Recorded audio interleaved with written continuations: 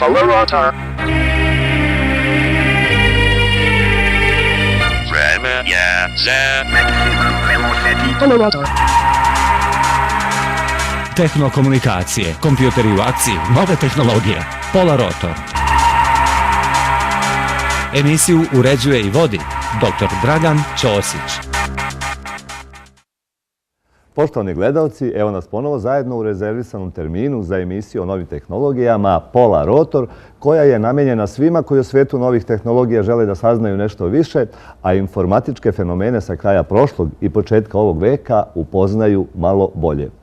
Dakle, ljubitelji novih tehnologija, nalazite se na pravom TV kanalu, a rekao bih i u dobrom društvu. Ne menjajte okruženje narednih 30 minuta, jer ćete biti u prilici da čujete, a Boga mi vidite, sljedeće priloge.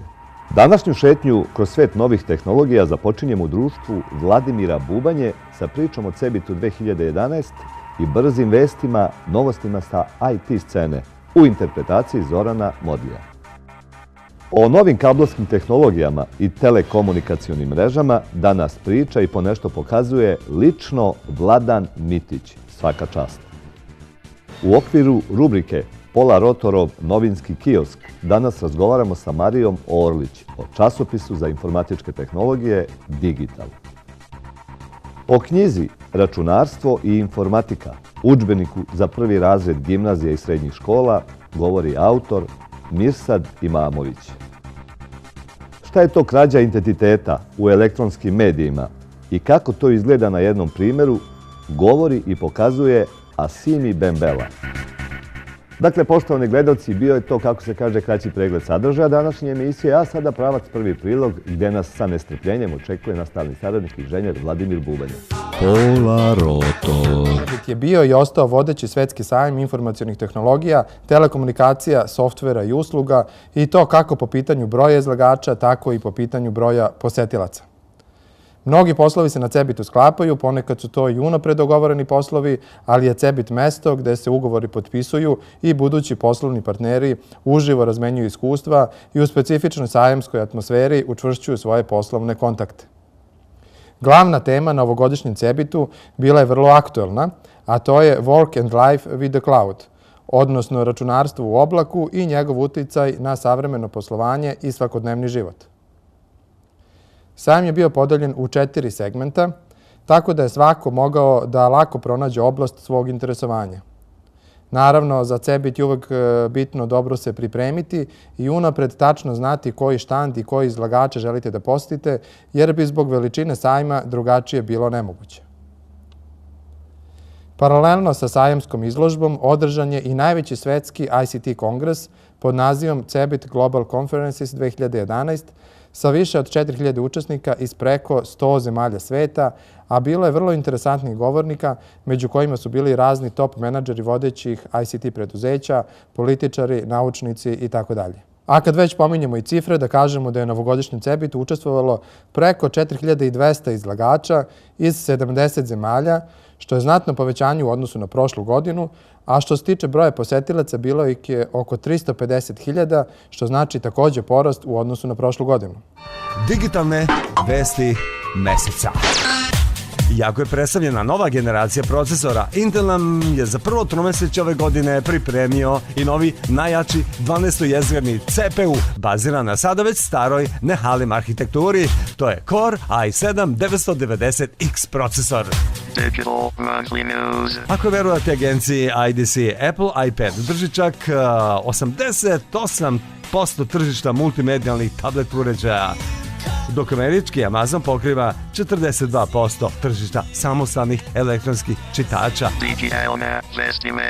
Nvidia i Intel okončali su dugi sudski spor i sklopili saradnju koja obuhvata međusobno licenciranje tehnologija, što praktično uključuje sve aktualne tehnologije koje ove kompanije koriste, ne računajući proizvodnju NAND memorija, nekolicine chipsetova i licence za x86 kompatibilne procesore. Tako su Intel i Nvidia ponovo u ljubavi. Naš ponos i naša dika, naši matematičari, dobili su 3 nove medalje. Na međunarodnom takmičenju iz matematike Romanian Master of Mathematics Rumuni, učenici matematičke gimnazije iz Beograda osvojili su 3 medalje. I to Učenik 3. razreda Teodor von Burg osvojio je zlatnu medalju, učenik 4. razreda Stevan Gavić srebrnu medalju, a učenik 3. razreda Igor Spasojević osvojio je bronzanu medalju. Učenik Teodor von Burg je i apsolutni pobjednik jer je osvojio prvo mjesto i u konkurenciji sa svim prijavljenim takmičarima. Samo da znate, volio bih da ovakve vesti zamene sve ono što inače čitam u raznoraznim crnim i još crnjim hronikama. Dole crne hronike i njihovi crni akteri. Hoćemo ovakve likove. Digital Monthly News. Copernicus Technology jedan od 2 najveća kabel operatera u Srbiji. Tačno. Preko 40 gradova, više od 100.000 korisnika, znači potencijalnih 500.000 gledalaca.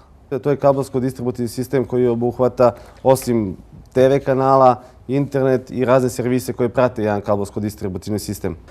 Kada pričamo o Copernicus Technology firmi, šta to znači? Znači 400 stalno zaposlenih radnika, znači sve potrebne dozvole za obavljanje delatnosti u kabeloperaterstvu, u oblasti telekomunikacija. Znači jednom rečju firma koja zatvara ceo taj ciklus u oblasti kabeloperaterstva.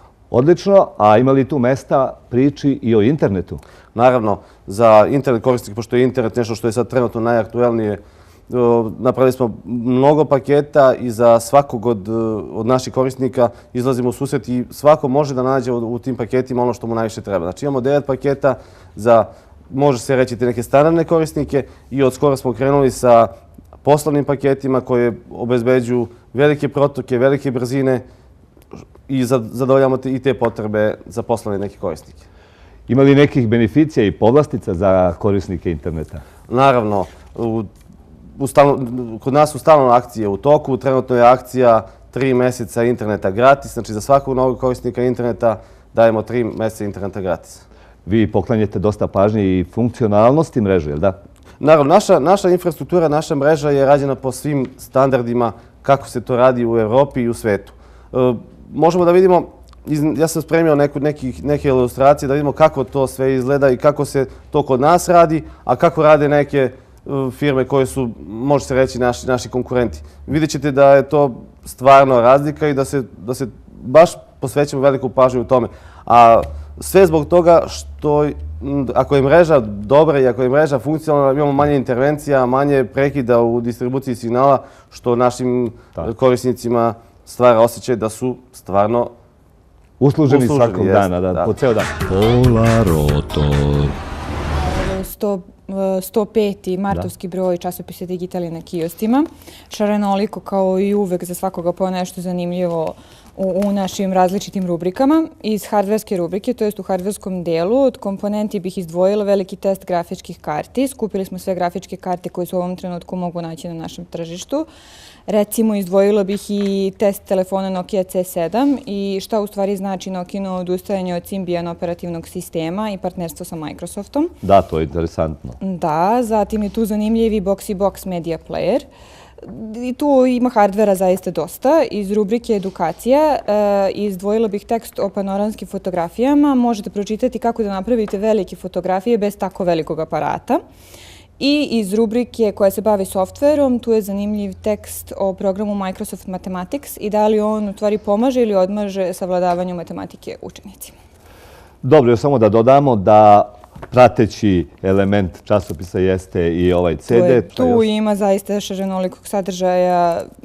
Naši čitaoci ga baš vole i zbog antivirusa i raznih programčića, igrica, baš isto. Pola Rotor. Udžbenik računarstvo i informatika za prve razrede gimnazija i srednjih škola. Pa evo, ajde da malo ishvalimo knjigu, počni ti prvo, pa ću ja posle da dodam. Pa, prošle godine, odnosno sad već pretprošle, kad je donesen zakon o udžbenicima, stvorila se mogućnost da svi izdavači uđu legalno, znači u izdavanje udžbenika. Ja sam se prihvatio onoga čega sam znao do sad, znači ovog 10-godišnjeg iskustva, to je računarstvo i informatika. I sad evo, i predstavljamo ovom priliku, znači udžbenik za prve razrede gimnazija i srednjih stručnih škola.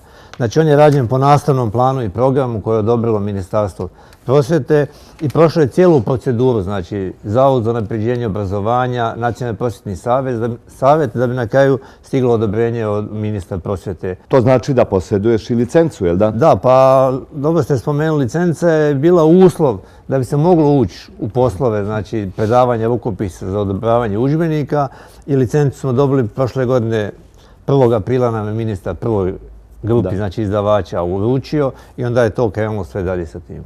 Mirsade, obzirom da je ovo udžbenik koji je namenjen, uslovno rečeno, širokim masama, da ne kažem učenicima srednjih škola, bilo bi lepo da i knjigu predstavimo malo detaljnije, koliko ima glava i tako dalje. Pa knjiga, odnosno ovaj udžbenik ima 6 poglavlja, odnosno glava koje s nastavnim planom. To je računarstvo i informatika, računarski sistemi gdje se izučava hardware, znači onaj opipljivi deo što bi rekli, zatim operativni sistemi s čime se počinje, obrada teksta kao nešto nezaobilazno u korišćenju računara, da bi se na kraju završilo računarskim komunikacijama, odnosno multimedijskim aplikacijama. Interesantno je da u ovom udžbeniku što želim napomenuti sam ubacio prve 2 lekcije koje nema ni jednim nastavnom planu i programa, to je zaštita zdravlja prilikom rada. Jer već se postavlja problem šta sa starim računarima, sa monitorima i sa ostalim. I to sam čak u reciklažnom centru napravio snimke. Vidjeli smo te fotografije. Tako da je to, a ovo zaštita zdravlja, jer već nakon 10-15 godina rada na računaru ja malo osjećam kako zglobovi bole od miša, od tastature. Polarotor. Tehnika kojom se cyber kriminalci koriste za krađu identiteta na internetu je takozvana phishing prevara ili u prevodu prevara pecanjem.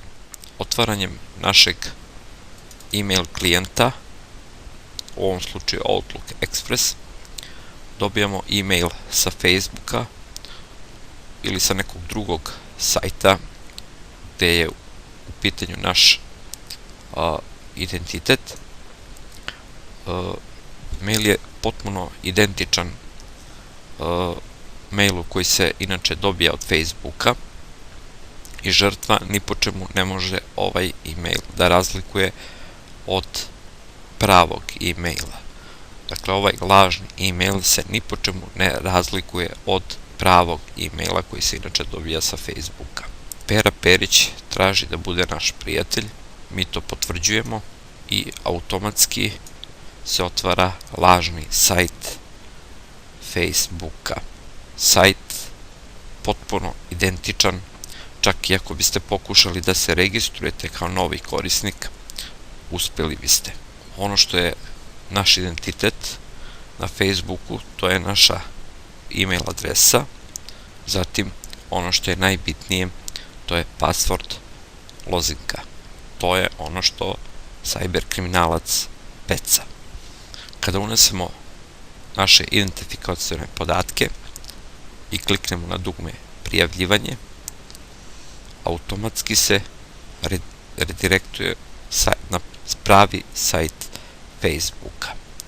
Naravno, žrtva će pomisliti da je možda igrom slučaja pogrešno ukucala lozinku, pa će to učiniti ponovo. Zatim ponovo na dugme prijavljivanje i ušli ste u svoj Facebook nalog. Ne sluteći da ste u prethodnom upisivanju ostavili svoje identifikacione podatke cyber kriminalcu. Na taj način ste postali žrtva i svoje podatke ostavili. Polarotor. Bilo je to sve, poštovani gledalci, što smo vam pripremili za današnje izdanje emisije Polarotor. Trudili smo se i ovom prilikom da budemo i ažurni i aktuelni sa informacijama o novim tehnologijama, a u kojoj meri smo svemu tome i uspjeli, to vi najbolje znate. Nama i ovom prilikom preostaje da sačekamo vaše konkretne komentare u vezi današnje emisije, kao i neke komentare i predloge za neka, eventualno buduće izdanja emisije Polarotor. A vi, poštovani gledalci, kaj malih i malo većih ekrana, ako želite da zajedno pred velikim auditorijumom promovišemo nekakav vaš hardverski ili softverski proizvod ili pak nekakvu vašu ideju, a koja je u duhu sa našom emisijom, za tu svrhu, odnosno kontakt sa nama, možete koristiti našu nadal se već poznatu elektronsku adresu polarotor@beotel.rs, kao i brojeve telefona koji se upravo nalaze na ekranu. U svakom slučaju, hvala vam na poklonjenoj pažnji i ostanite i dalje uz TV Kopernikus.